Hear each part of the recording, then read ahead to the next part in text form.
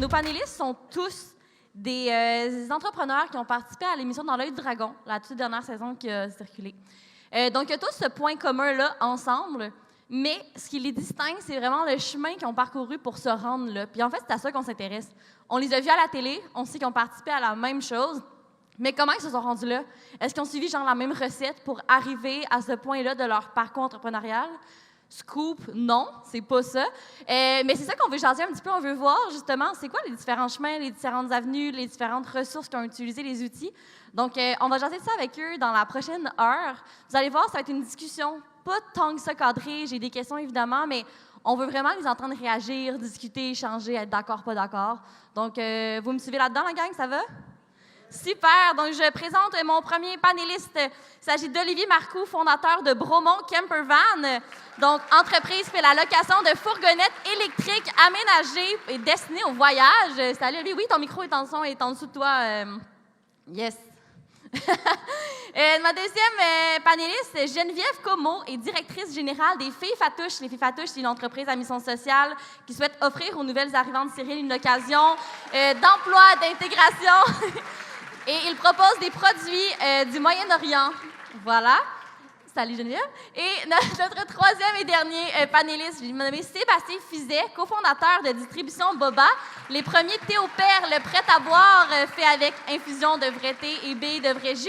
Vous le connaissez peut-être aussi sous Cookie Bluff, les pâtes à biscuits à manger qu'on trouve en épicerie. Il a passé 2 fois au Dragon, donc ceux qui écoutent ça depuis plusieurs années, vous l'avez déjà vu en 2019, si je ne me trompe pas. Right. Vous avez votre micro, mes 2 derniers panélistes. Génial. Excusez, j'étais occupée. Bien, ça va? Bien, bonjour à vous 3. Merci d'être là. Bonjour. Ça va bien? Ça va super bien. Yes, cool. Oui. Très content de vous avoir aujourd'hui pour cette discussion qu'on va commencer pas trop professionnellement. J'ai envie que... Bon, là, j'ai nommé là, la description le professionnel de ce que vous faites, mais j'ai envie qu'on vous connaisse un peu plus en tant qu'humain, parce que l'humain prend une grande part dans un parcours entrepreneurial. On est avant tout, nous, avec nos valeurs, avec nos caractéristiques, nos qualités, tout ça. Fait que j'ai envie qu'on en apprenne un petit peu. Puis, typique à la CE, on fait des jeux quand on doit faire des affaires comme ça, parce qu'on peut pas faire ça simple. Donc, on vous a demandé de nous envoyer préalablement une photo qui vous représente. La consigne était une photo qui vous représente en tant qu'humain. Super large. Donc, on va regarder ce que vous nous avez sorti, puis on va en jaser. Vous allez nous expliquer en quoi ça vous représente. C'est bon? Donc, Anthony, je prends la première photo, s'il te plaît. OK. Olivier, c'est devant toi, Olivier, tu le vois juste là. Oui, OK, merci beaucoup. Okay. Merci beaucoup. Donc, cette photo-là, en fait, pour ceux qui ne savent pas... OK, attends, je vais recommencer. Premièrement, je suis vraiment, vraiment heureux d'être avec vous aujourd'hui. Je suis ultra reconnaissant d'avoir été invité par la gang du CLQ pour venir parler devant vous autres. Et sachez que je suis descendu tout à l'heure en bas. Pour moi, c'était une première, le CLQ et la CEEQ.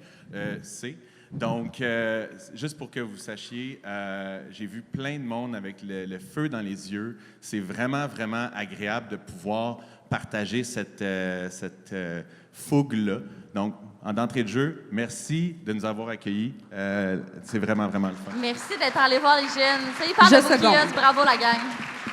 Donc, cette photo-là, comme vous le savez peut-être pour certains, on a une compagnie de location de vannes aménagées. On est au balbutiement, en fait, il y a 3 ans, en pleine pandémie, on venait tout juste d'incorporer, puis on annonce à travers des communiqués de presse que cette entreprise-là voit le jour avec quelques vannes. Là, on s'entend, là, on est une micro-entreprise, on a, je pense, 3 vannes. Puis on envoie le communiqué de presse, puis il y a à ce moment-là, finalement, un énorme engouement pour sortir de la nouvelle, parce qu'il y a très peu de choses qui se passent à part la fameuse COVID. Et je fais le front page de 2 journaux locaux. Et de cela, en fait, on s'entend, là, La Voix de l'Est puis Le Guide, il y en a beaucoup pour qui ça ne veut rien dire. Mais année après année, on a réussi finalement à se tailler une place dans les médias traditionnels. Les Dragons, c'est un exemple de choses qu'on a faites au niveau des communications. Et puis, ça nous a permis de croire en nous, en notre projet, en fait, d'avoir cette espèce d'espace-là public pour véhiculer notre nouvelle. Puis aujourd'hui, bien entendu, ça se fait en sorte d'une certaine manière que 3 ans plus tard, on est appelé à venir parler de notre expérience ici. Donc, je trouve que c'est une belle continuité. Je comprends. Ta face nous dit que tu étais profondément fière de ce moment-là, de voir à quel point l'engouement a pris, de voir à quel point ça ressortait un petit peu partout puis on en parlait.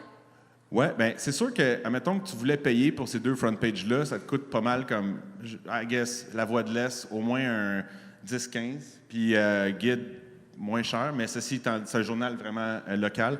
Il va de soi que, c'est comme si on avait trouvé la potion magique là, d'Obélix. Là. C'est comme si, là, je venais de goûter à quelque chose de comme, oh my God, I can be out there. Puis, on a parlé des dragons, puis je suis sûr que les autres aussi, puis encore, pour quelqu'un qui a été 2 fois, tu sais à quel point ça a une incidence d'avoir cette visibilité-là.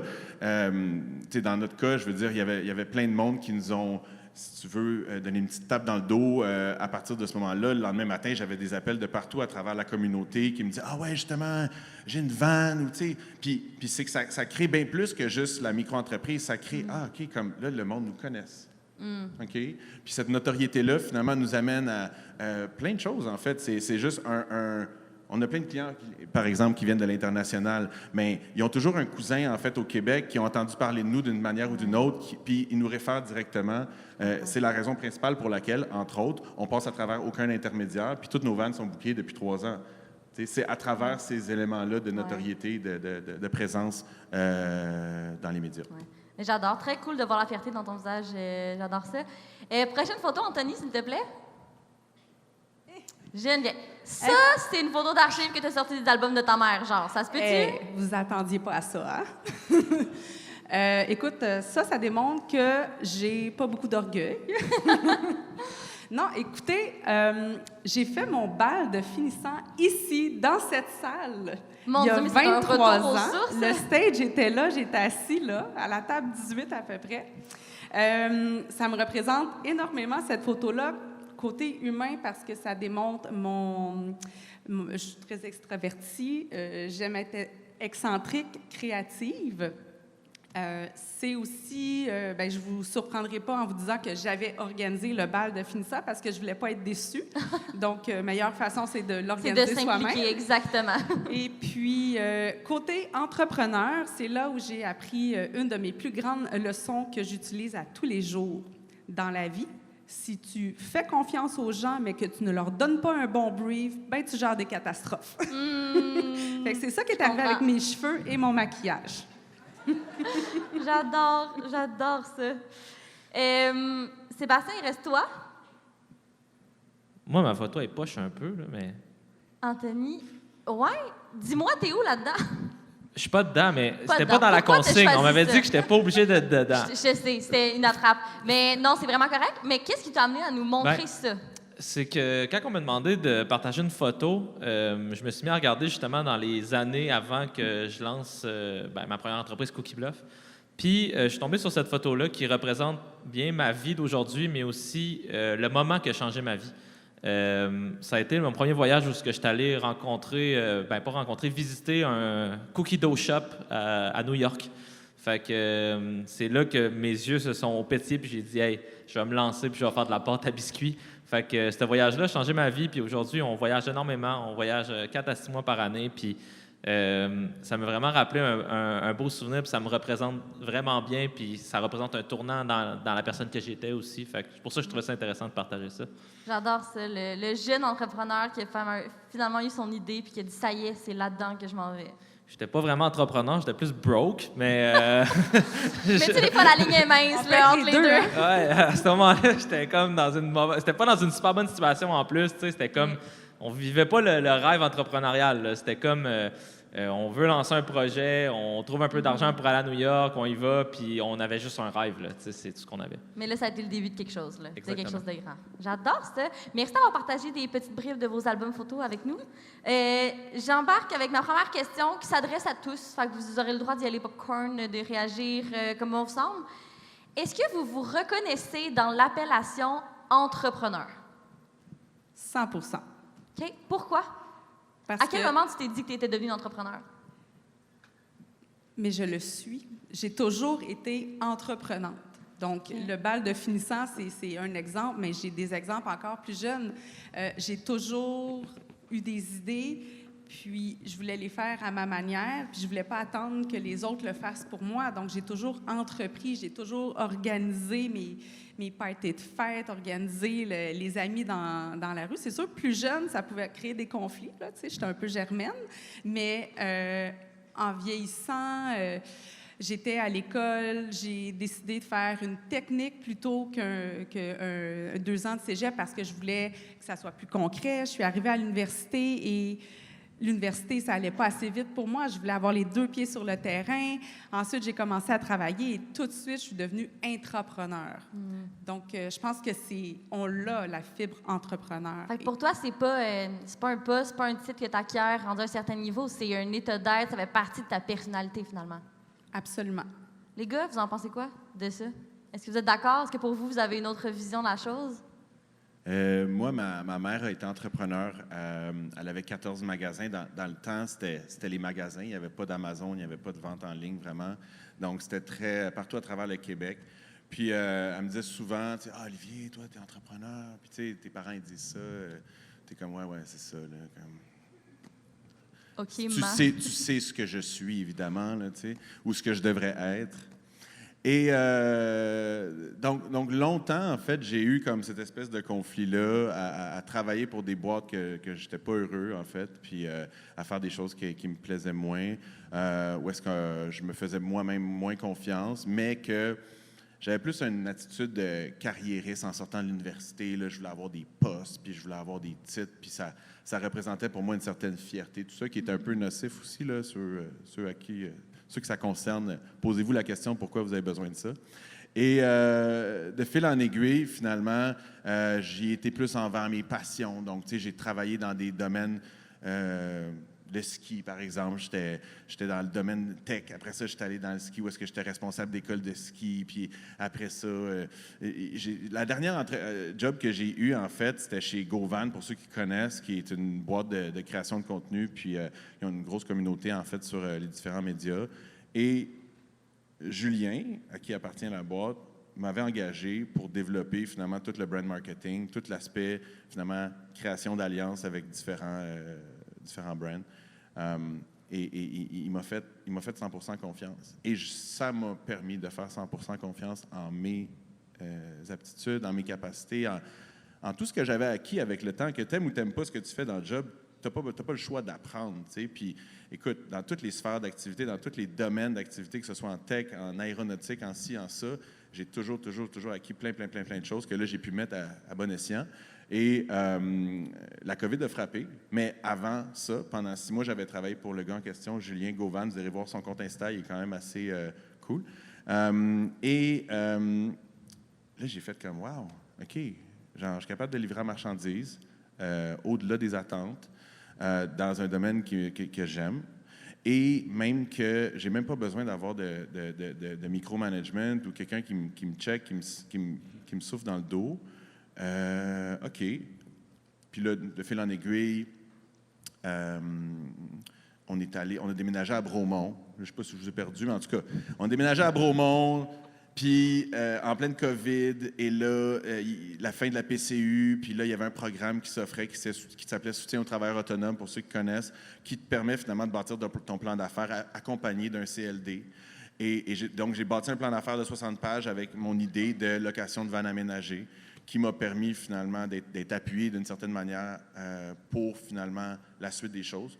Et pour revenir à ta question encore une fois, tu sais, c'est à travers l'appui des autres et l'échange avec les autres que tu réalises en fait la pertinence ou peut-être justement prendre un virage pour être encore plus pertinent dans ton modèle d'affaires ou dans, tu sais, je pense, admettons, ici, aujourd'hui, tous les gens qui sont là à présenter leurs trucs, j'ai parlé avec quelques-uns d'entre eux, ils ont tous quelque chose de super intéressant. Maintenant, j'ai un exemple. Je parlais avec quelqu'un tout à l'heure, c'est clairement un entrepreneur, mais le gars, il a une job à temps plein, il va à l'école à temps plein, puis il a une business en sideline. Tu sais, il va falloir que tu trouves une manière de te détacher de tes obligations si tu veux que ta business elle avance, par exemple. Fait que c'est un entrepreneur, mais encore faut-il qu'il trouve il y ait différentes actions qui soient prises pour mener à bien son projet. Ouais.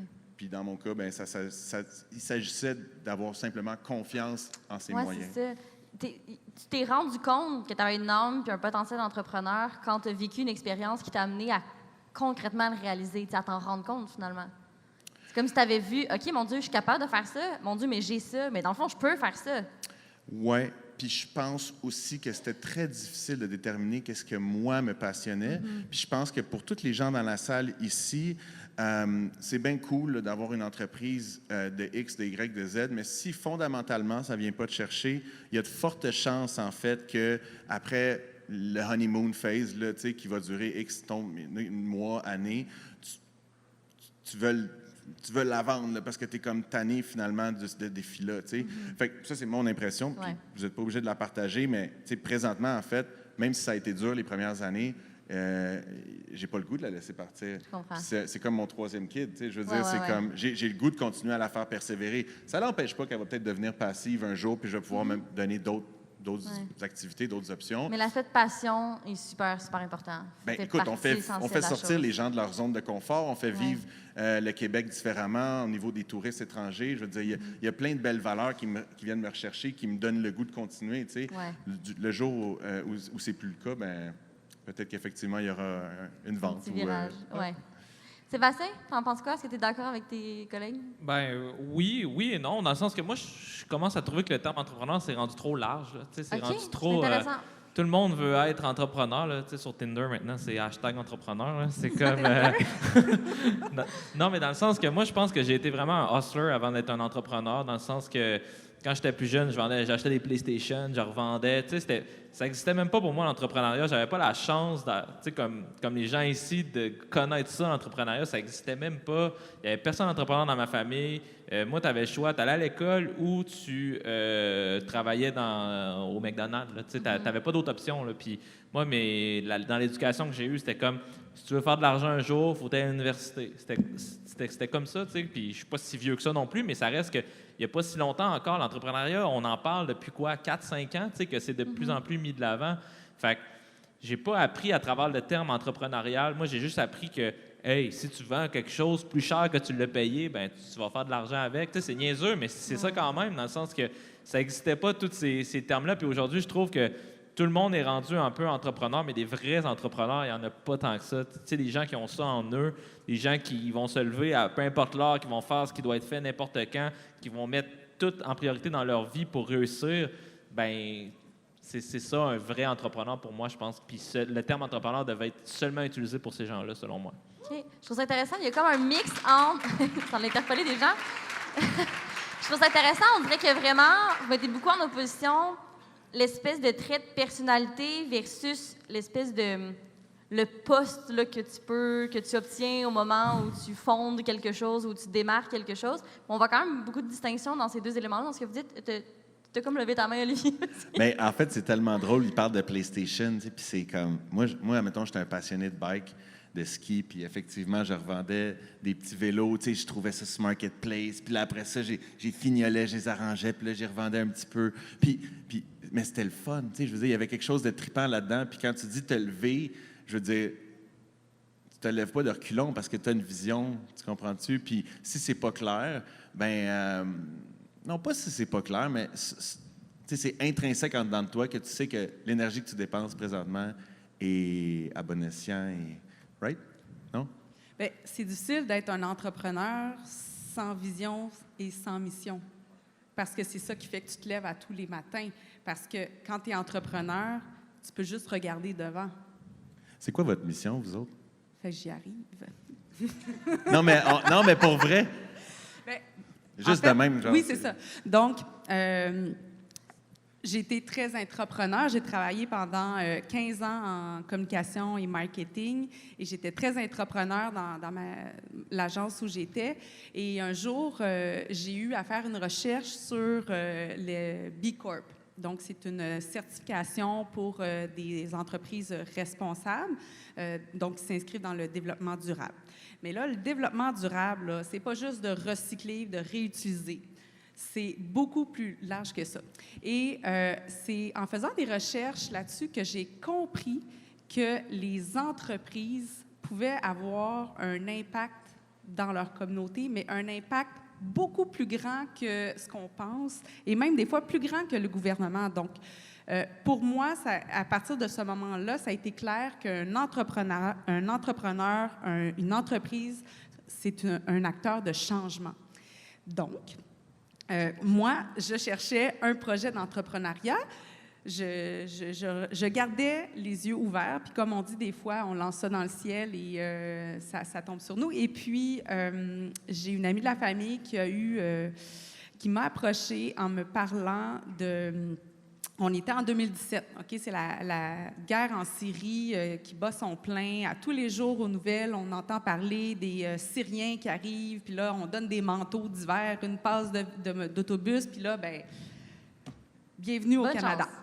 Alors, Josette Gauthier, qui m'a parlé de son projet, a dit, Geneviève, a dit, je suis allée dans un camp de réfugiés au Liban. Il y avait des femmes syriennes qui se réunissaient, qui cuisinaient et qui allaient vendre leurs plats en ville.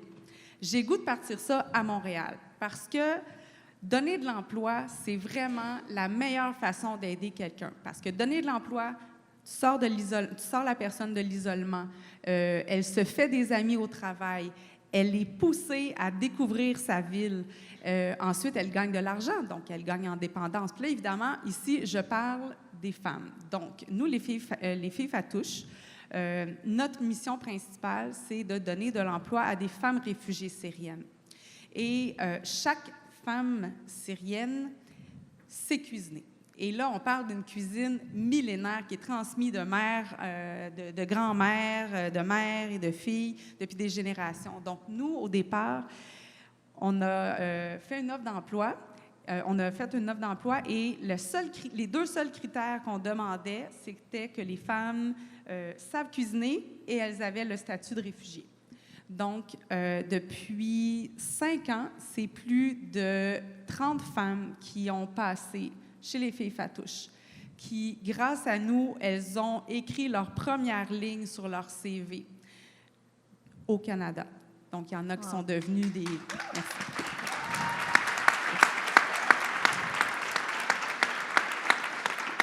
Moi, cette mission-là, elle m'a poussée à me lever à tous les jours. Puis, tu sais, tantôt, tu disais, j'ai rencontré quelqu'un qui étudie, qui travaille, puis qui a sa business, puis à un moment donné, il va falloir que cette personne-là fasse des choix.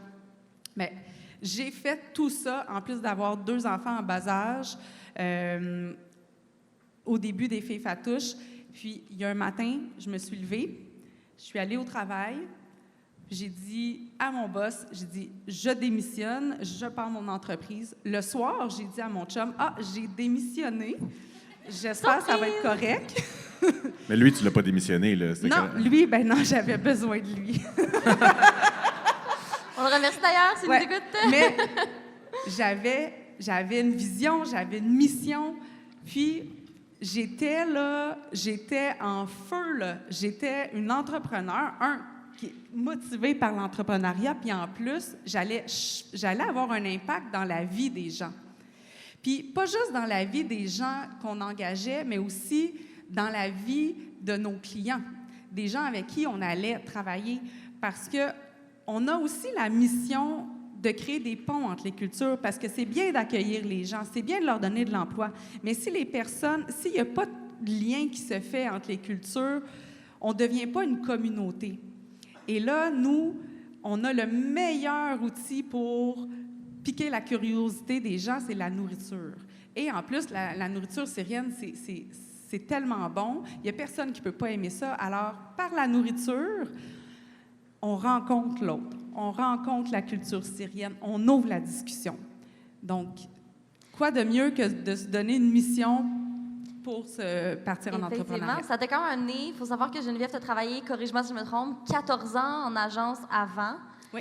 Et tu l'as dit, tu étais un intrapreneur. Tu travaillais sur beaucoup de comptes d'entreprise. Tu travaillais avec différents types d'entreprises, d'organisations. Puis cette mission-là t'a drivé au point de dire, du jour au lendemain, après tout le réseau que tu t'es bâti, avec toutes les connaissances que tu as acquises, l'expérience que tu avais, tu as dit... Super, mais merci. Maintenant, j'ai quelque chose qui me drive tellement que je pars, je m'en vais dans un autre secteur, je m'en vais faire complètement autre chose. Oui, mais c'était pas de repartir à zéro. C'est que j'avais bâti mon expérience, mon réseau de contacts. Là, je sais pas si je te devance dans les questions, là. Vous le faites tous depuis le début, fait que c'est pas grave. OK, J'ai le goût de vous parfait. dire, go, c'est parfait, je vais vous suivre.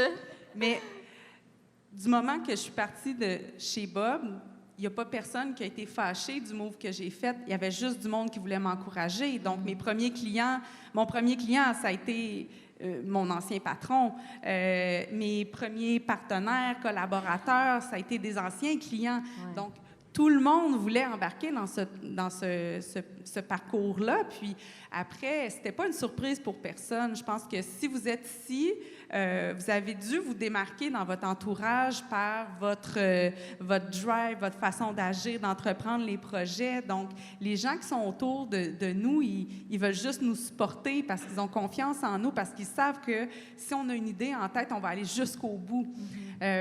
Donc, on a parti les filles Fatouche et mon réseau de contacts que je m'étais bâti à travers toutes ces années-là, ça a été là, un outil incroyable. Il ne faut pas négliger toutes les rencontres qu'on fait dans la vie, toutes les personnes qui sont ici, les gens avec qui vous avez parlé là, en fin de semaine, là, vous n'avez aucune idée de quand est-ce que vous allez les rencontrer dans 5 ou 10 ans. D'ailleurs, tantôt, Olivier m'a rappelé que je l'avais engagé pour une petite promo des jardins. Il y a 10 ans, il était déguisé en golfeur avec un béret et des bas. Ouais. Bien, tu vois, on est ensemble aujourd'hui sur un stage, puis on peut se partager de l'information super pertinente. Bien, tu sais, je veux dire, faire un petit saut là-dessus, rien n'empêche qu'on puisse offrir, mettons, votre stock dans les vannes pour faire justement un bel accueil à notre clientèle. Fait que, tu sais, je veux dire, what goes around comes around. Super belle relation 10 ans plus tard. Elle m'a pas trop brassé il y a 10 ans. Fait qu'on peut encore sourire sur le stage. J'ai eu peur. Non, c'était parfait.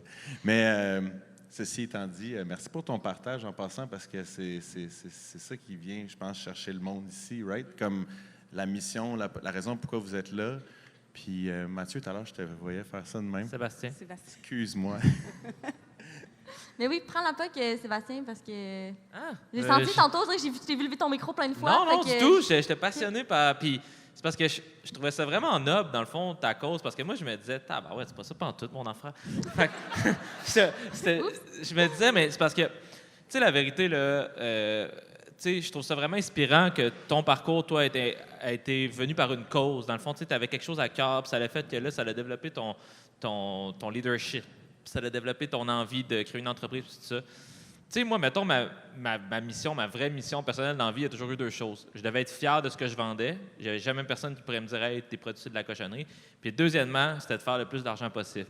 Puis, je sais pas si on a le droit de dire ça au Québec. Non, mais tu sais, le but ultime d'une entreprise, c'est qu'on doit faire de l'argent. Tu sais, il y a des fois, des gens, ils oublient ça. Ils sont dans leur rêve, là, puis ils sont comme « OK, on va partir... » OK, mais à the end of the day, il ne faut pas que tu fasses faillite. Il faut que tu sois capable de dégager des revenus. Puis c'est ça le plus important. C'est le fondement d'une entreprise. Puis on parle de leadership. Un, deux.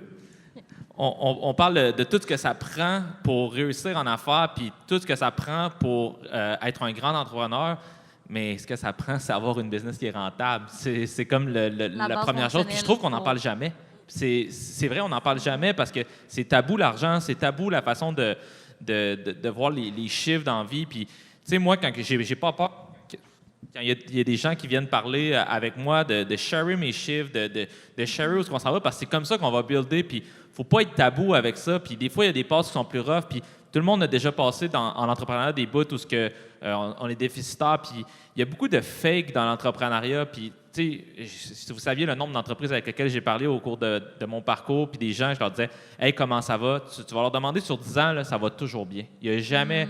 Moi, quand ça allait pas bien, je disais, « Écoute, là, on a perdu 100 000 ce mois-ci. Tu sais, ça va pas super bien. » Mais pourquoi on n'est pas capable d'être transparent? Le monde, on a peur de ce que les autres vont penser, on a peur du regard des autres. Il faut toujours se montrer sur notre meilleur jour en affaires puis dire « Hey, ça va bien », mais non, ça va souvent mal. On peut-tu le dire? C'est normal, ça fait partie de la game. Je pense que les gens se reconnaissent un petit peu dans amener l'autre côté de la médaille un petit peu. C'est important. C'est vrai que quand on vend juste le rêve, des fois quand on est assis, par exemple, à leur place, on se fait « OK, ça a l'air vraiment cool. Ça a l'air compliqué un peu. Comment je me rends là? C'est toujours de même. Moi, si en ce moment, j'ai commencé puis ça va pas si bien que ça, c'est normal? Est-ce que c'est moi qui ai un problème? C'est vraiment C'est vrai normal. que c'est important de souligner ça quand même. Mais c'est vrai qu'au Québec, on a vraiment de la difficulté à dire je fais de l'argent ou je veux faire de l'argent. Puis à ce sujet, je veux spécifier que les Filles Fatouches, c'est une entreprise à but lucratif avec une mission sociale. J'aime ça. Ça, c'est super J'aime ça. important. Puis j'ai zéro gêne de le dire.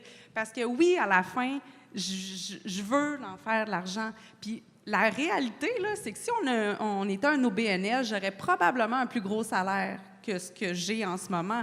Puis oui, on veut faire de l'argent parce que plus on va faire de l'argent, plus on va avoir de travail pour nos employés, puis plus nos employés vont faire de l'argent. Puis je ne sais pas si vous connaissez les yogourts Chobani aux États-Unis. C'est vraiment, vraiment bon. C'est des petits yogourts grecs, puis c'est un immigrant qui est arrivé aux États-Unis, puis le gars, il est parti de rien, il a bâti un empire. Lui, là, il a donné comme, je sais pas, 50 des parts de son entreprise à ses employés parce que à un moment donné, ben tu peux faire de l'argent, puis il y a des limites. Puis lui, il voulait partager avec ses employés. Puis nous, c'est ça aussi, les Filles Fatouches. Un jour, on rêve de partager ces profits-là avec nos employés, mais c'est pas aux dépens de ce que nous, on va faire. Puis il faut pas être gêné de ça. Puis après, tu sais, tu dis, ah, ben moi, j'ai pas de mission noble, mais il y a plein de façons d'avoir de l'impact dans ta communauté. Tu sais, juste d'être ici aujourd'hui... Juste d'être ici aujourd'hui, c'est que tu t'impliques. On le fait, tu sais, on donne des produits. Écoute, on a fait beaucoup de choses, mais tu sais, ça reste que le but ultime, tu sais, vraiment notre mission principale, ça a toujours été ça de dire, hey, faut assurer la pérennité de notre entreprise, puis nous, tout ce qu'on est capable de le faire, clairement qu'on le fait. Écoute, on a la chance d'avoir des produits alimentaires aussi, fait que, tu sais, ça fait toujours quelque chose. Il y a des gens qui sont plus dans le besoin, tu sais, on est capable de le faire, fait qu'on se le permet, mais si on ne fait pas d'argent, on ne pourra pas le faire. Fait que, tu sais, ça vient avec... Avant de dire on va donner, on va s'assurer d'être capable de le faire puis d'assurer la pérennité de notre compagnie avant de le faire. Fait que c'est juste cet aspect-là. Puis, tu sais, justement, je pense qu'il y a une gêne vraiment par rapport à ça. Puis, il y a aussi les commentaires, le regard des autres. Je vais toujours me souvenir que quand j'ai lancé Cookie Blog, j'avais un associé, puis il y avait un Mercedes, puis le monde il lui disait « Hey, c'est payant les biscuits, hein? » Tu sais, c'est comme les petits commentaires. T'es comme, voyons, en quoi c'est mal, tu sais, de faire de l'argent au Québec, mais soyez pas gênés, tu sais, soyez heureux de ce que vous faites, puis l'argent va suivre ensuite après, puis faut pas juger, faut être fier du succès des autres, faut être fier de ce que les autres y accomplissent, puis au lieu de dire, hey, pourquoi lui a ça, c'est moi aussi je vais avoir ça, puis moi aussi, hey, si lui est capable, moi aussi je suis capable, puis je vais aller encore plus loin, tu sais, je pense que c'est juste ça. Ouais. Mais je trouve ça intéressant la nuance, puis je trouve ça intéressant qu'on amène le fait que on ne doit pas nécessairement dissocier avoir un impact, être présent dans sa communauté, faire des gestes qui comptent socialement, environnementalement, et être rentable, être profitable, fonctionner, grandir. On dirait qu'on a souvent séparé ça. Parfois, on dirait que dans les discours, il y avait des gens qui étaient juste d'un bord, des gens qui étaient juste de l'autre, puis qu'il n'y avait pas de juste milieu. Puis je trouve que vous le représentez bien, puis je trouve qu'il est important, puis il est nécessaire, en fait, parce que, comme on dit, on ne peut pas avoir d'impact si on n'a pas les moyens d'en avoir. Puis si on a les moyens, bien, ça nous donne encore plus de raisons de vouloir faire des gestes puis de vouloir avoir un impact. J'adore ça, ce point. Bien, Olivier, veux-tu moi, je réagir? pense que le plus rapidement, en fait, tu vas avoir fait ton exit sur Bubble ou peu importe c'est quoi la stratégie, tu sais. Peut-être que ta prochaine business que tu vas accompagner va être un des entrepreneurs dans la salle ici qui, lui, a une mission qui est peut-être davantage axée vers un impact social, tu sais. Fait que, moi, je pense que tout est dans tout. Tu sais, je veux dire, c'est bien correct, en fait, que ce que tu fais. Puis, je veux dire, effectivement, faut pas diminuer ça. Au contraire, tu sais, puis la différence par rapport à la vision de l'argent quand on regarde la maison aux States versus chez nous, où est-ce qu'on a une perception qui perdure de petits peuples, de gens qui ont peur de montrer leur Mercedes, de montrer l'effort qu'ils ont mis dans leur business. 7 jours sur 7. Ça fait 3 ans que je travaille, man.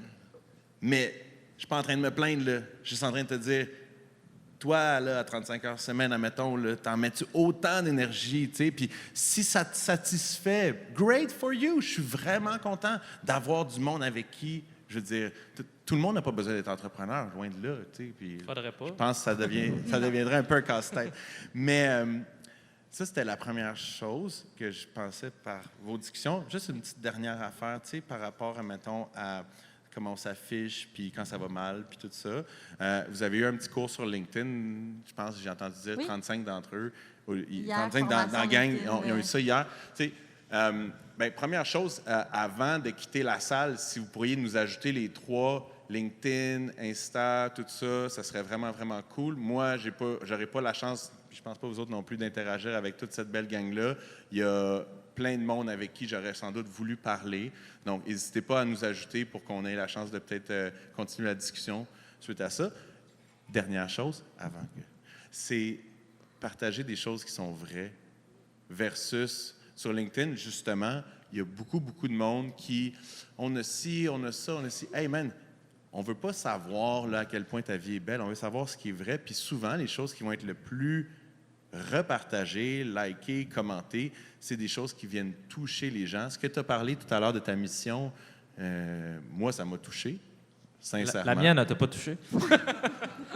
mais je suis... écoute, ça ne m'a pas touché à ce niveau-là, mais en même temps, tu viens chercher... Laisse faire. Tu viens chercher la gang où je vous laisse aller. Non, il n'y a rien de négatif là-dedans. Tu viens chercher quelque chose en moi, je suis comme, oh my God. Lui, en partant sa compagnie, exemple, il y a un exit strategy. C'est complètement différent. Puis ça, justement, à travers ces échanges-là, je suis comme, ah, moi aussi, peut-être que je devrais commencer à penser au transfert, puis comme peut-être que je ne lèguerai pas à mon Hugo qui a 5 ans et demi aujourd'hui. Fait que, comme, à moins que je veuille la garder encore 15-20 ans, ma business, est-ce que je vais avoir d'ici là 5 autres business différentes, puis que Bromont Campervan va juste être une parmi tant d'autres, ou je vais l'avoir vendu il y a bien longtemps. Puis ça, c'est d'autres choses que tu peux amener de par ton modèle d'affaires. Je veux dire, tandis que je pense que dans le cas de Jen, c'est for the long run. I don't know. What's in it? Métro, t'as-tu appelé? Lucratif. Oui. Non, sans blague.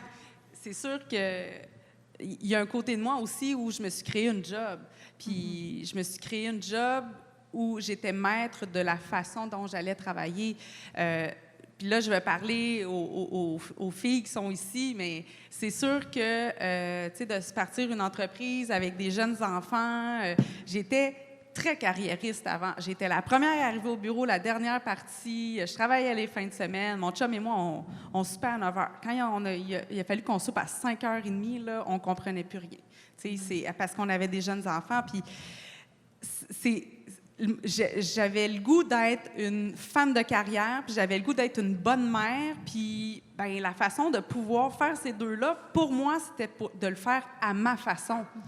Donc, j'ai bâti l'entreprise, puis oui, j'ai travaillé 7 jours sur 7, j'ai couché les enfants, je travaillais jusqu'à 1 h du matin. Je ne le fais plus aujourd'hui. Puis aujourd'hui, je peux dire, je travaille 35-40 heures par semaine, mais l'heure que je passe, là, elle me prenait 4 heures il y a 15 ans. Tu sais, il y a ça aussi, puis vous êtes ici dans un colloque sur l'entrepreneuriat. Vous n'êtes pas obligé de vous lancer en entrepreneuriat dès maintenant parce que le parcours que vous allez faire en entreprise, vous allez développer votre parcours d'entrepreneuriat. Je ne vous dis pas, lancez-vous pas tout de suite, mais chaque parcours est le bon. Puis en prenant de l'expérience, tout devient plus simple, plus facile, plus clair parce que tu sais où aller chercher tes outils. Donc, pour moi, il y avait tout le côté femme au travail aussi. Pour moi, l'entrepreneuriat, c'était ma solution à moi. C'est pas fait pour tout le monde, c'est pas fait pour toutes les mères de travailler pour un employeur, c'est pas toutes les femmes qui sont faites pour être entrepreneurs puis avoir des enfants. Fait que, tu sais, c'est chacun sa mission. Mais je me suis un petit peu perdue, là, mais c'était parfait. C'était parfait. C'était parfait. Je vais faire un segue là-dessus. Non, mais je veux juste dire une chose, c'est... payer ses impôts, là, c'est quand tu es entrepreneur. Hey, j'ai payé mes impôts, OK? Non, ce que je veux dire, c'est ça a un impact, là.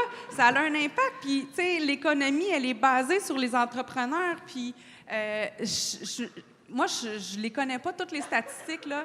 Peut-être qu'il y a quelqu'un, là, ici, dans la salle, mais le nombre de PME qu'il y a au Québec, au Canada, tu sais, c'est un revenu important pour la société d'ici. On contribue, on est des acteurs sociaux juste en payant nos impôts, juste en donnant de l'emploi.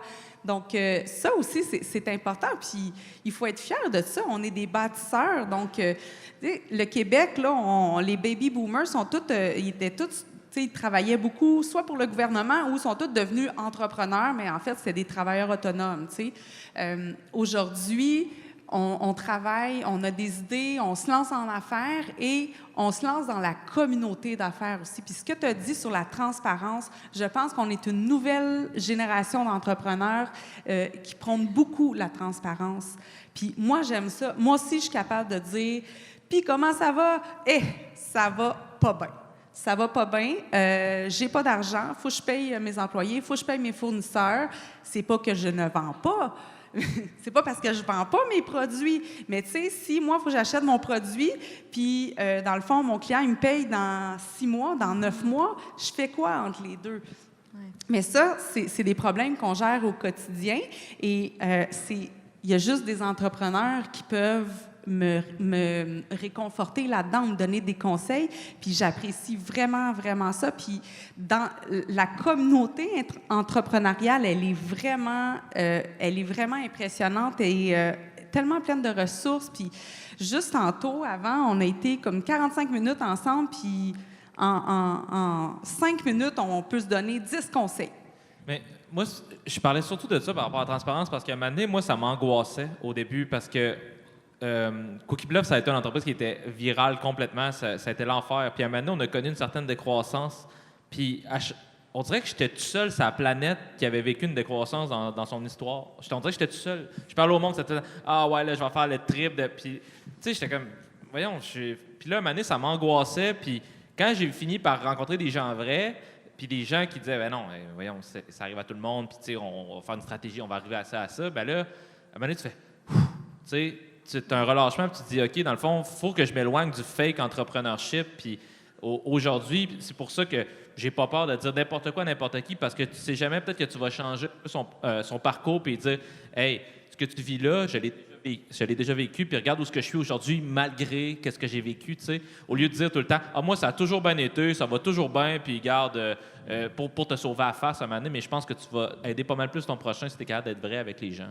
Ouais. 100%. Puis ça me rappelle, je faisais partie d'un club d'entrepreneurs, puis c'était dans mes débuts, puis tu sais, je suis très vocale et là, je parlais de mes problèmes, puis là, j'avais dévoilé la marge que je prenais sur mes produits, puis la marge que mon client prenait. Puis après, il y a la présidente du club qui m'a appelée, elle m'a dit « Geneviève, tu devrais faire attention. Tu devrais faire attention à, tu sais, dévoile pas tes chiffres. » J'ai dit « Mais pourquoi? Mais pourquoi? On est là pour se parler de nos problèmes. Comme, on n'avancera pas là, si on se fait des cachettes. Là. » Puis le meilleur exemple de ça, tu sais, le monde a vraiment peur de partager leur IP, tout ce qu'ils ont fait. Il faut que ça reste chez eux. OK? Mais moi, je dis, admettons, ma mère est comme ça, comme, ouais, il ne faudrait pas non plus que tu. Tu sais, puis elle a été entrepreneur, elle a eu là, plusieurs, comme je disais, magasins qui généraient du beau fric. Man, tu veux te partir d'une compagnie de location, là? Je vais t'aider, man. Ça va me faire plaisir. Go for it. Mais j'espère que tu sais dans quoi tu t'embarques. Puis même chose pour Filles Fatouches, puis même chose pour Bubble Tea. Genre, tu sais, c'est bien beau, là, tout l'aspect de connaissance, de ah ouais, moi, je sais combien il fait. Doesn't care, mais put your money where your mouth is. Lâche tout ce que tu fais, là, puis parle de compagnie de location de van, là, je vais tout te donner comment faire le mode d'emploi, mais fais-les. Puis, je te confirme qu'il y en a après une couple de semaines, ils vont faire « Ouais, finalement, c'était pas si cool que ça. » Puis je suis sûr que c'est la même chose pour toi. Je veux dire, dès le départ de Filles Fatouches, comparé à aujourd'hui, tu me dis que tu travailles 35 heures. Puis moi aussi, là, je veux dire, j'en mets, là, mais comme j'ai des moments, je viens de passer 2 semaines en France, puis la vie va bien. Mais ceci étant dit, je veux dire, au début, il y a eu des moments plus rough, non? Ben oui, au début, il n'y a que des moments rough. Il y a juste des petits moments plaisants qui font « Ah, OK, c'est pour ça que je fais ça. » Puis, tu sais, le stress qu'on a, je pense que c'est la charge la plus lourde d'un entrepreneur. Comme tu disais, c'est le stress que tu as, toute la charge financière. Des fois, c'est plus gros que nous-mêmes, là, tu sais, puis ça donne le vertige, puis tu peux être bon dans les chiffres, tu peux ne pas être super bon dans les chiffres, mais des fois, c'est juste d'avoir les ressources qui sont, d'aller chercher les bonnes ressources. Toi, est-ce que tu as eu beaucoup d'aide au début pour te lancer? Quand tu t'es lancé, là, tu savais-tu Zéro. qui aller voir? Non, du tout. Puis c'est justement pour ça, tantôt, que je disais, tu sais, que je vous trouve chanceux d'avoir cette possibilité-là d'être entouré, parce que moi, dans le milieu où j'étais dans l'alimentation, ben c'était surtout des vieux de la vieille, puis tout le monde me disait c'est impossible que ça marche ton affaire. Puis c'était tellement, tu sais, on travaille dans une business où tu te bats contre des multinationales qui ont des milliards, là. Fait que, tu sais, on n'est pas dans le même game du tout. Puis tout le monde me disait c'était impossible. Fait qu'ils voulaient même pas prendre le temps de nous aider parce qu'il était comme, tu sais, c'est un échec automatique, là, tu sais. Fait que. Puis tu fais combien aujourd'hui? Juste, est-ce que tu es à l'aise de donner un peu tes... Avec mes deux entreprises, on va faire près de 7 millions de dollars en chiffre d'affaires là, pour cette année. Fait qu'en ce moment, il y en a un qui fait le petit dans ses shorts d'avoir refusé d'avoir refusé d'aider finalement. 7 millions à combien le produit? C'est des produits à 4,99 $. Fait que ça en fait beaucoup. C'est surtout ça. en fait beaucoup. Ouais. Mais on est chanceux, on a 4000 points de vente à travers le monde. On va en France, on va aux États-Unis. On espère doubler notre chiffre d'affaires l'année prochaine grâce à la croissance qu'on a. C'est toujours les 2 premières années qui sont difficiles à connaître une forte croissance, mais là, on préfère 10, 20 millions dès l'année prochaine à cause qu'on a trouvé des gens, des partenaires, tu sais, moi, là, le seul succès, là, la vraie vérité, là, c'est la raison que j'ai eu du succès en business, là, c'est parce que j'ai trouvé les bonnes personnes à qui m'entourer. Puis même si j'ai toujours détenu 100% des entreprises, là, on vient de vendre, j'ai embarqué ma conjointe dans l'entreprise aussi, j'ai vendu une partie de Boba, mais c'est juste parce qu'il y a des gens autour qui ont cru en mes projets à un moment ou à un autre. Il y en a 99 qui n'ont pas cru, mais la personne qui y a cru, j'ai fait confiance à cette personne-là, puis elle m'a amené ailleurs. Puis ça, là, dans votre parcours, il y a toujours un moment clé où il y a une personne qui va changer ta vie. Il y a une personne que... Puis tu l'as bien dit tantôt, là, regardez les gens. Là, moi, la personne qui a fabriqué mon bubble tea, là, ben, j'ai appelé toutes les usines là, au Canada. OK, je les ai toutes appelées. Le monde, il disait c'est impossible de fabriquer ton affaire. Puis un moment donné, je donnais une conférence de marketing dans un truc étudiant. Puis il y avait une entreprise qui faisait du kombucha là-bas. Puis je sais pas pourquoi, mais quand j'étais vraiment, vraiment désespéré, là, puis que je trouvais personne fabriquer, je me suis dit... Hey, cette entreprise-là, ils sont petits quand même. Peut-être qu'il y aurait l'adaptation nécessaire pour... puis être petit, c'est pas dénigrant. Là, c'est que ça te permet une flexibilité des fois que les autres n'ont pas. Puis effectivement, c'est grâce à eux que j'ai pu lancer. J'ai appelé à la personne, je l'avais vu une fois dans ma vie dans un show. Ça n'avait pas rapport là, que je parle avec ces gens-là. Puis finalement, ils ont décidé de le faire. Fait que c'est jamais la personne qui va changer ta vie. Puis moi, je vais toujours être reconnaissant. Changez jamais votre histoire. L'histoire Cookie Bluff, c'est la même depuis le début. Changez jamais votre histoire. Il y a des gens qui vont changer votre parcours c'est jamais vous autres même là, qui va... Je pense que c'est important. Là. C'est beau, ça. Mais je trouve ça intéressant, puis on dirait que j'aimerais souligner là-dedans qu'il y a, j'imagine, une partie de peut-être de chance, de contexte, mais il y a aussi une bonne partie de travail de dire, pour qu'il y ait une personne qui décide de croire en toi, il faut que toi, tu aies parlé à 1000 personnes de ton idée, que tu aies essayé de les convaincre, que tu leur aies vendu ton rêve, ta vision, ta mission. Il faut que tu aies d'accepter de l'aide, d'accepter que tu peux avoir besoin d'aide, puis que c'est correct d'avoir besoin d'aide, que tu acceptes de t'ouvrir aux gens autour de toi. Puis ça aussi, je trouve que des fois, on dirait, j'ai eu vraiment la chance d'avoir quelqu'un qui croit en moi. Oui, mais te travailler pour, par exemple, parce que tu n'en as pas, te parler à des gens, te réseauter avec des gens, te trouver des occasions de parler de ce que tu voulais faire. Est-ce que pour toi, c'est de la chance purement ou comme tu reconnais un peu ce travail-là quand même qui est fait de, il faut apprendre à go out there puis en parler? Je me plais à dire que tu joues au blackjack puis tu comptes les cartes. Dans le sens que tu as un edge, mais tu n'es pas vraiment en contrôle à 100% de ta destinée, dans le sens que il y a toujours quand même une question de timing, il y a toujours une question de... Mais c'est toujours, est-ce que tu vas être capable de faire la chose de plus que les autres ne vont pas faire? Est-ce que tu vas toujours être capable d'aller où ce que les autres ont arrêté? Bien, toi, il faut que tu te dises, OK, moi, j'arrête pas là, tu sais. Puis le nombre de fois que j'ai pleuré à 27 ans, là, tu sais, parce que je me disais, là, je suis plus capable, là, tu sais, genre, je me rendrai pas au bout. Puis là, tu te réveilles le lendemain, tu te dis, ah, fuck off, tu sais, je vais continuer. Puis, tu sais, faut pas avoir honte de dire ça, là, tu sais, c'est grâce à ça que je suis là aujourd'hui. Ça me donne des frissons parce que je suis comme, hey, je suis parti vraiment de loin, là, j'haïssais ma job, j'ai tout lâché, j'ai appelé mon père, j'ai dit, j'ai plus de job, genre, j'ai pas une scène, puis je venais de m'acheter une maison avec ma blonde, tu sais, c'était comme...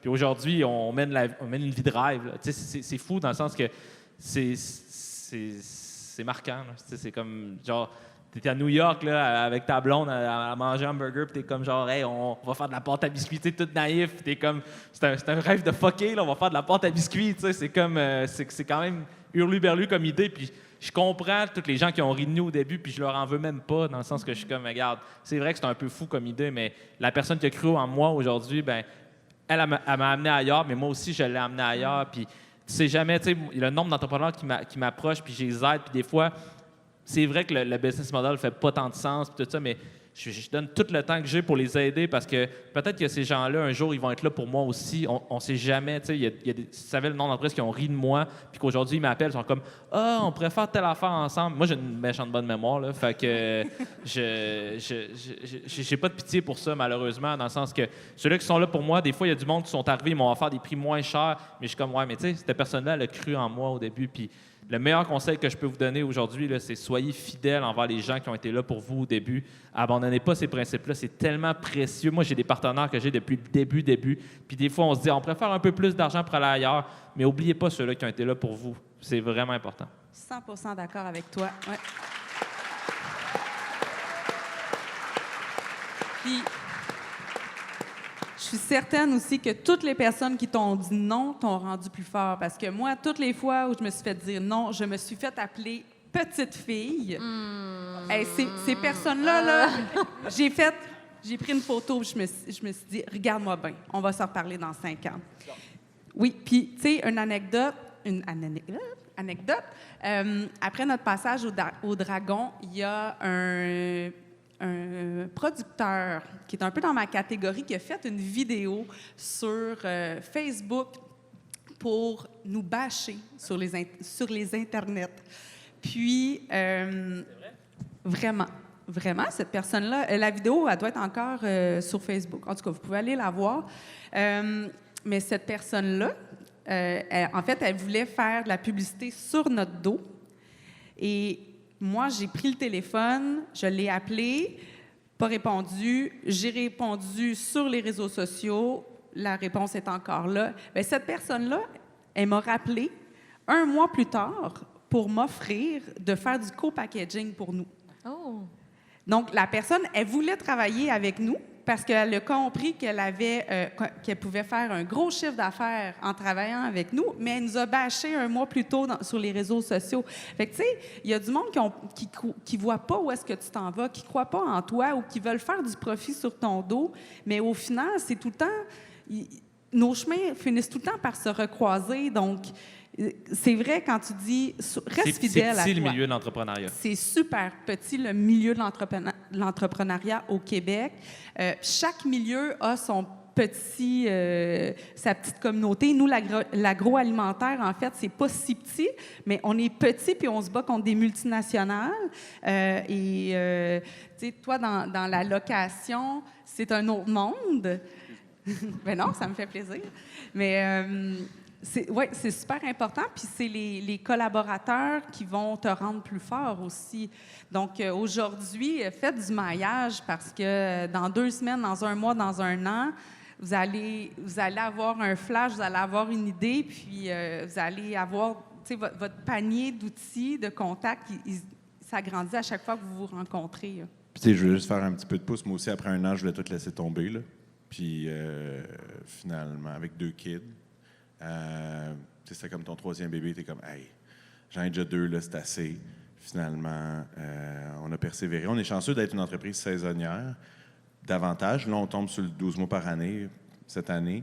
Ceci étant dit, dans notre domaine aussi, il y a des gros joueurs, tu sais, puis si je peux faire un petit parallèle par rapport à l'innovation, nous autres, on a traversé... après 2 ans, on s'est dit, hey, comme, il me semble que ça ne fait pas de sens de continuer à acheter des trucks à moteur thermique pour finalement faire perdurer un problème qu'on sait qu'en 2030, 2035, il n'y en aura plus de trucks à gaz. Là. Et là, on s'est dit, hey, c'est quoi l'alternative? T'sais? Puis là, c'est à ce moment-là qu'on a acheté la première van 100% électrique. Là, on est rendu à 2 trucks. On fait une campagne La Ruche où est-ce qu'on va aller chercher l'équivalent de 800 000 de trucks, en fait, pour 2024. On va être la plus grosse compagnie dans le domaine, en fait. C'est sûr, en Amérique du Nord, si ce n'est pas dans le monde, en termes de nombre d'unités. Pourtant, on est une entreprise qui a 3 ans en affaires, puis je veux dire, c'est pas ma 5e entreprise, là, fait que je veux dire, c'est accessible à tout le monde. Pourquoi est-ce que les autres entreprises, là, pour ceux qui connaissent Canada Dream ou des grosses boîtes avec énormément de capital, l'ont pas fait avant?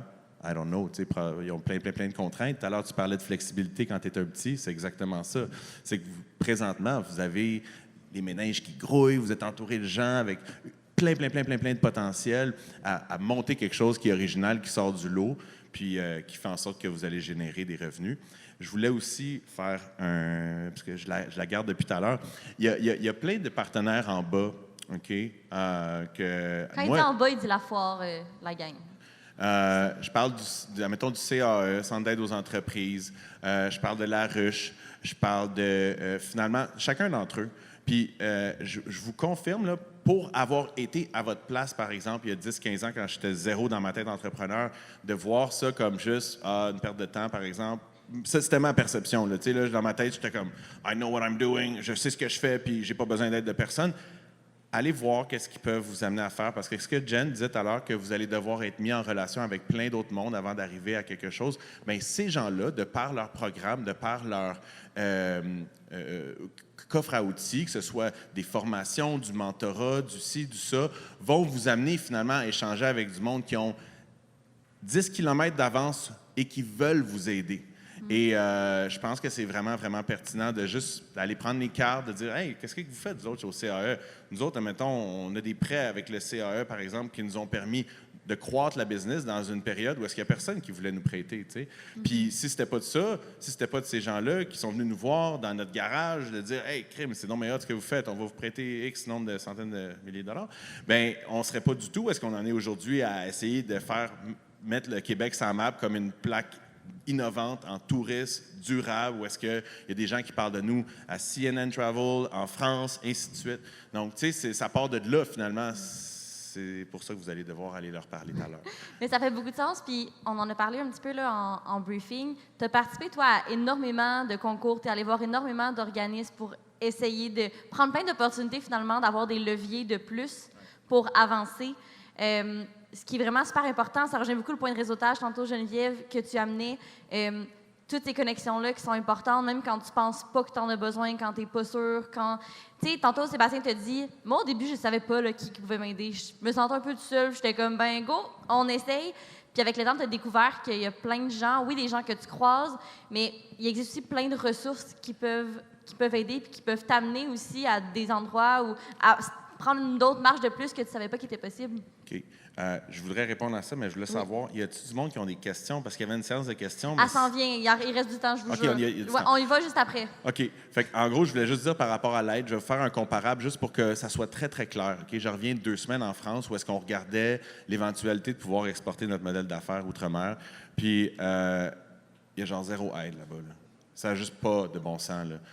Puis ici, c'est comme si, genre, tous les gens qui sont en bas, là, qui sont payés pour vous aider, souvent, j'ai l'impression qu'on n'en prend pas assez avantage parce qu'on pense que c'est acquis. On pense que c'est normal qu'on ait des prêts avec des comment tu appelles ça encore, avec des intérêts reportés, en tout cas, peu importe. Il y a plein de moyens, finalement, de vous accompagner et on en prend malheureusement peu avantage parce qu'on prend ça pour acquis. Je te le jure, là, avant de m'établir ailleurs qu'au Québec, je vais aller, tu sais, on va être le communauto de la vanne électrique, la vanne aménagée, parce qu'il y a tellement d'opportunités, en fait, ici, de développer. Puis, ben, en fait, j'essaie de vous transmettre le message que, comme, prenez-en avantage, tout simplement.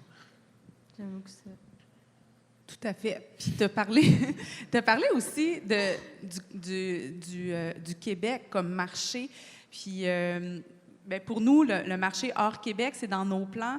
Puis je serais curieuse de t'entendre sur le marché Québec versus hors Québec, parce qu'ici, on est un petit marché, puis il y a du potentiel. Pas si petit, mais j'ai l'impression qu'une fois que tu as fait t'as compris ta stratégie au Québec, tu es comme bien ferré pour la suite, là. Est-ce que je me trompe? Oui, ben, le Québec, là, souvent, justement, les gens, leur rêve, c'est justement d'aller en dehors du Québec, mais il y a beaucoup d'argent à faire au Québec. C'est plus gros que vous pensez, là, dans le sens que l'avantage qu'on a, c'est que la compétition est moins forte dans plusieurs domaines, Puis les régions, ils sont concentrés, donc on peut faire des revenus quand même intéressants rapidement. Puis les gens sont plus engagés ici par rapport aux produits.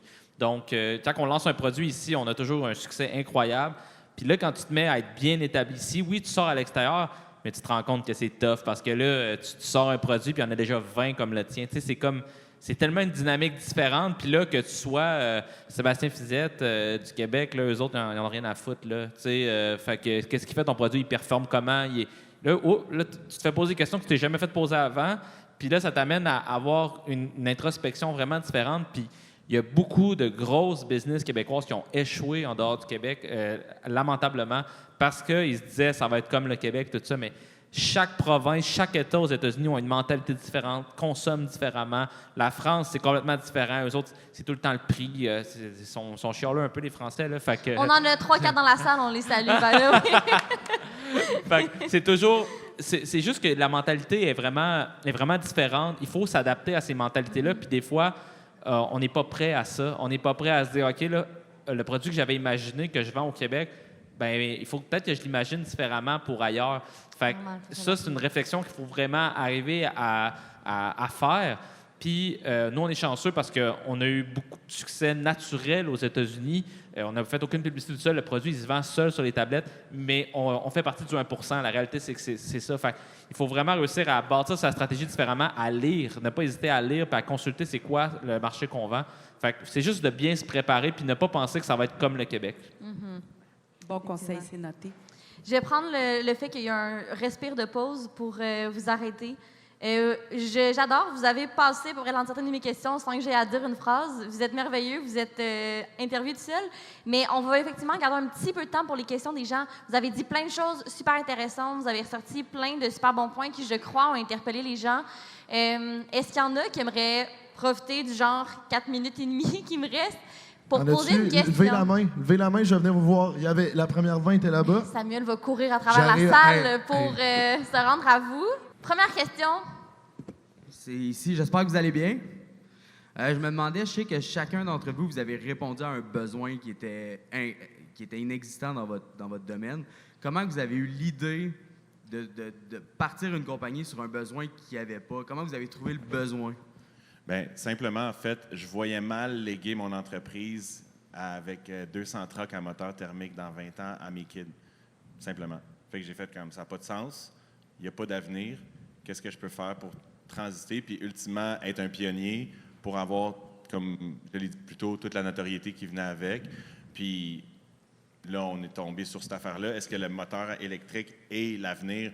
Je pense pas. Il y a l'hydrogène qui rentre en ligne de compte. Ceci dit, on a juste fait un pas en avant pour montrer que tu pouvais transiter vers d'autres avenues, puis il y avait une demande, tout simplement. C'est une bonne question.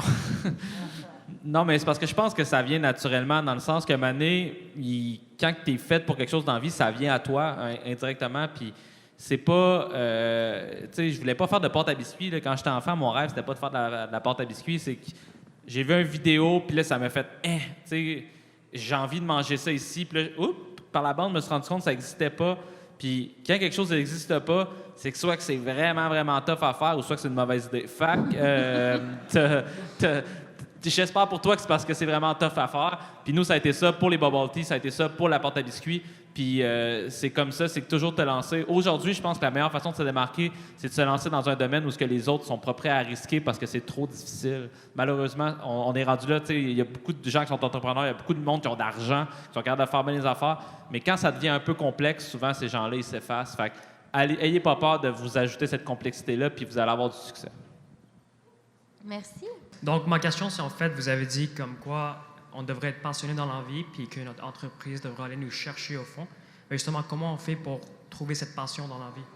Ça, c'est la question à 1 000 $. Comment on trouve ce qu'on veut faire, dans quoi on veut se lancer, qu'est-ce qui va nous passionner? Tu te fais chier pendant vraiment longtemps, puis là, tu réalises que tu n'aimes pas. Oui, bien,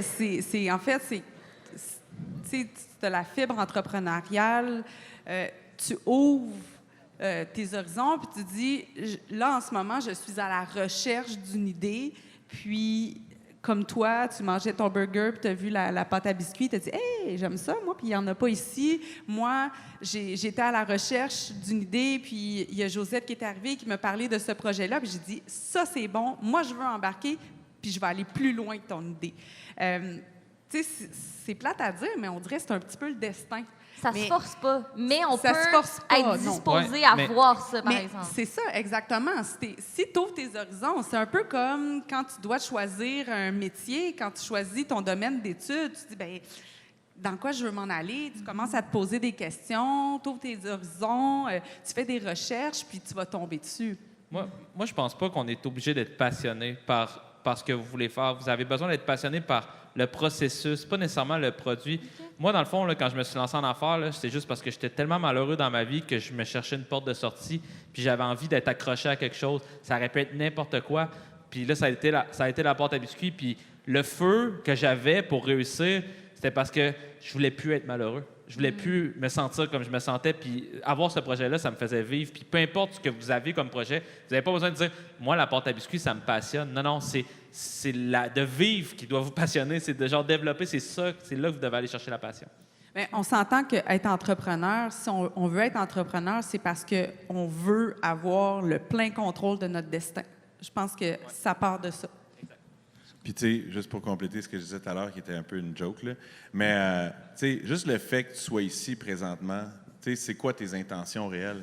C'est-tu pour faire le party jusqu'à 3 heures du matin ou tu es là pour interagir avec du monde, faire des labs jusqu'à minuit, puis finalement apprendre quelque chose, right? Puis ça part de là. Après ça, je veux dire, c'est sûr que si ta vision est setée sur comme je sais pas c'est quoi mon projet, ça n'a pas besoin d'être passionnant, puis tu as totalement raison. Seb, je veux dire, ça aurait pu être des portes de n'importe quoi. Là, c'est des portes de char, ça aurait pu être des portes de triplex. Je veux dire, ma business, ça m'aurait pu me passionner tout autant, tant et aussi longtemps que je sens que je m'accomplis à mon plein potentiel. T'sais. Et il y a une chose, par contre, qui est dure à trouver, encore plus aujourd'hui, parce qu'on est constamment frappé par une multitude de stimuli, c'est quand la dernière fois tu t'es assis devant une feuille blanche pour dire ce que ça te tentait de faire.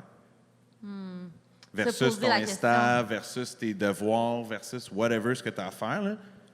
Essaye de faire ça. Ferme tout, là, prends 1 heure. Qu'est-ce que ça te tente? Fais juste des bullet points. Si tu prends juste ce temps-là pour toi, là, que tu te donnes cet investissement-là de temps envers toi, puis là, tu vas avoir un shitload de questions, là, genre, mais non, ça se peut pas. Ou même des fois, c'est genre, on se blesse, on se castre nous-mêmes en disant, ah non, mais je pourrais pas faire ça, voyons donc. Hey, la première fois, j'ai dit que j'allais louer des vannes à mes parents. Qu'est-ce que tu penses? Ouais, là, comment tu vas faire pour payer ça? Il avait peur que je leur emprunte du cash, tu sais. Emprunte un petit peu. Mais c'est rentable. Fait que, ceci étant dit, tu sais, investis dans toi. Puis ça va venir tout Ça seul, part de là. interagir avec les 450 personnes ici. Ouais, vraiment 3 points de vue intéressants, j'adore ça. Il y avait une question dans le fond, je sais, j'ai On vu avait Gab dessus. courir. Puis Samuel, ça va être la dernière. Rassurez-vous, il ne s'enfuit pas tout de suite. C'est juste qu'on a vraiment un temps limité pour le dîner. Fait que tout de suite après, on va comme enchaîner sur le blabla puis sur le repas pour que vous puissiez manger avant l'après-midi de fou qui vous attend. Fait que je prends la dernière question dans le fond, mais pendant le dîner, n'hésitez pas à réseauter, comme on vous le dit, genre 175 000 fois aujourd'hui, puis à venir prendre l'opportunité de jaser. Samuel, la question du fond, s'il te plaît. Bonjour à vous trois. Donc, j'aimerais savoir votre opinion par rapport à l'âge de l'entrepreneur puis l'entrepreneuriat. Parce qu'on ne se cachera pas, vous êtes quand même un peu plus vieux que nous. Fait que vous avez plus d'expérience. Fait que est-ce que vous pensez des fois que ça peut être trop pour notre âge? Ça vient quand même avec beaucoup de responsabilités, une certaine discipline. Fait que juste savoir qu'est-ce que vous pensez de l'âge et l'entrepreneuriat. Je pense que c'est pas l'âge qui est la clé du succès. Je pense que c'est l'humilité. Tu sais, en tout cas, t'en parlais tantôt, là, t'étais un peu coquille dans la vingtaine. Moi aussi, là, je pensais que je savais tout, puis... Non, mais c'est ça, c'est toi, t'as dit ça. Un peu. Un peu. Bien, j'ai été comme ça aussi un peu, puis... mes expériences m'ont cassé un peu, puis j'ai appris à dire « je ne connais pas ça, peux-tu m'aider? Alors, c'est la clé du succès. Après l'âge, il y a plein de success stories de jeunes qui ont commencé à 20 ans. Puis je pense, Geneviève, que c'est une richesse, leur âge présentement. Tu sais, moi, je me suis lancé à 26 ans, puis plus que tu te lances jeune, plus que tu as le droit d'échouer. Quand tu te lances, plus que tu es âgé, moins que tu peux échouer parce que tu as plus de choses à perdre. Puis là, tu peux pas recommencer, c'est pas nécessairement négatif. Recommencer, tu sais, souvent, il y en a qui vont faire faillite 10 fois avant de pouvoir vraiment lancer une business avec du grand succès. Fait que prenez votre âge comme une richesse. Puis même encore moi, dans des meetings, je rencontrais un gars d'Israël qui me disait You look so young. Il me disait ça doit être à cause de tes parents que tu es là aujourd'hui. Je pense que tu n'as pas compris. Là, puis c'est vrai que vous êtes challengé à ça, mais ce que vous dégagez va être pas mal plus important que votre âge au final, puis la confiance. Soyez toujours confiant. Ayez vraiment pas peur d'être vous-même, puis montrer votre personnalité avant votre âge. C'est ça qui est le plus important. Je pense qu'il n'y a pas d'âge pour avoir du succès. Là. Puis...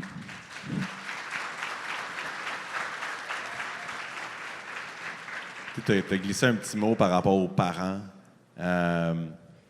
Puis là, tu sais, je pense que c'est quoi? C'est comme entre 17 à 25, I guess? Oui, 17-25, mais on a aussi des intervenants qui sont des profs, qui sont des accompagnateurs de vie étudiante dans la salle. Fait que, tu sais, c'est sûr que vous venez de sortir de la maison il y a une couple d'années, ou même vous êtes encore chez vos parents, tu sais, vous êtes encore dans le moule, dans le sens, puis pour l'avoir été, là, tu sais, je veux dire, comme, il vous couvre encore d'une certaine manière. S'il ne paye pas pour vos études, il paye pour votre loyer, I guess, là, peut-être que c'est pas de même aujourd'hui, mais ceci étant dit, vous avez une part de responsabilité envers ça, vous voulez leur faire honneur, vous ne voulez pas faire d'erreur, puis eux, ils veulent aussi que vous soyez à la hauteur, ou du moins, ils veulent le mieux pour vous, right? Et souvent, ça, c'est contradictoire parce qu'ils vont vouloir que vous trouviez une bonne job, et vous trouvez une bonne blonde ou un bon chum, puis vous ayez une belle vie telle que eux autres le perçoivent. Mais toi, si tu as pris la peine, comme j'ai dit à mon ami tout à l'heure, de te poser la question, c'est quoi tu recherchais, puis c'est assez convaincant envers toi-même pour dire, mais c'est pas grave si effectivement je n'ai pas dans mon CV 3, 4 jobs de directeur de ci puis de gestionnaire de ça pour commencer ma business. Bien, comme Seb disait, c'est un Christi d'asset de commencer ça à 27, tu as dit? 26 versus à 34 comme moi. Quand j'ai commencé 35, là, j'ai 37 aujourd'hui. Mais comme, pour vrai, le nombre de choses que j'aurais pu faire, c'est sûr que j'ai appris plein d'affaires. Là, genre, je ne suis pas malheureux de ça, d'avoir travaillé en entreprise. Mais il y a une chose est certaine, effectivement, je me serais pété la gueule beaucoup de fois, mais ô combien ça aurait été bénéfique pour mon apprentissage, puis beaucoup plus rapidement, des réflexes qui se créent beaucoup plus rapidement. Ton cerveau est amené à finalement s'animer bien différemment que quand... puis encore une fois, c'est pas péjoratif, là, faire du 9 à 5, mais ça reste que quand tu rentres dans une routine versus quand tu pars ton entreprise, c'est deux mondes complètement différents. Alors, par rapport à ça, puis là, évidemment, il y a plein de nuances. Là. Tu peux avoir une routine entrepreneuriale, mais bon, peu importe. Ceci étant dit, pour répondre à ta question, si c'était à refaire, peut-être que je me lancerais vraiment plus tôt. J'aurais beaucoup moins de cash pour commencer. Mais, tu sais, moi, mettons, quelqu'un qui vient me voir avec une bonne idée, là, tu sais, admettons, admettons Seb, parce que Seb, il fait plus d'argent que moi. Fait que, toi, tu vas voir Seb, tu sais, puis t'es comme, j'ai 21 ans, j'ai une petite bonne idée, je sais où est-ce que je m'en vais, j'ai besoin de 50 000 $. Tu sais, ça ne prendra pas 2 secondes, là, il va falloir avoir... Mais j'assume que Seb va avoir une oreille, tout comme n'importe quel entrepreneur qui voit quelqu'un qui a la flamme en dedans de lui. Quelqu'un qui est à temps plein, qui a 2 enfants, puis qui a plein d'autres responsabilités, puis là, il vient de voir, hey, j'ai vraiment une bonne idée, là. Je vais tout laisser tomber ma vie pour ma nouvelle entreprise. Il y a une espèce il y a plus de responsabilités à donner, mettons, cet argent-là, par exemple. Il y a plus de responsabilités quand tu as une hypothèque, des comptes à payer à côté, et ainsi de suite. Fait que, par rapport à ta question, moi, c'est sûr que je reviens l'année prochaine. Je vais échanger avec tous les gens qui sont dans la salle en bas pour voir, quand ils appellent en France les pépites. parce que, justement, c'est à ce moment-là qu'il y a une potentiel de croissance, selon moi, qui est vraiment intéressante, avec des jeunes qui ont de l'énergie, puis qui ont de la drive, puis qui n'ont aucune obligation d'aller chercher les kids à la garderie à 4h30, tu sais. Ben, si je résume vos propos, parce que je dois vraiment closer, même si je trouve ça super intéressant ce que vous me dites, Je fais ça vite, je OK? te donne une phrase. Juste une phrase. Mais vous êtes jeune, vous voyez le monde différemment, vous n'avez pas les mêmes lunettes que nous. C'est ça le succès d'un entrepreneur. C'est ça, t'as raison. juste Oublie de pas voir qu'on a les des choses prix à différemment. faire tirer, là. Oui, non, je sais, je m'en vais là. Mais j'adore ça, donc je résume par, j'imagine, l'âge n'est pas tant important, plus la façon dont vous vous présentez, puis prenez avantage d'être jeune, d'avoir peut-être moins de responsabilités que certains adultes plus vieux qui ne peuvent pas nécessairement se lancer, essayer, tomber, se relever. C'est ce que je retiens un petit peu. J'ai tout aimé de ce panel. Merci beaucoup pour votre vélocité, pour vos interactions. Vous avez amené plein de belles choses. J'ai même pas eu besoin de mes filles. Le contenu de cet épisode a été capté lors du colloque 2023, le plus grand happening en entrepreneuriat étudiant au Québec. Pour voir tous les épisodes, rends-toi au www.acee.qc.ca/podcast-CLQ.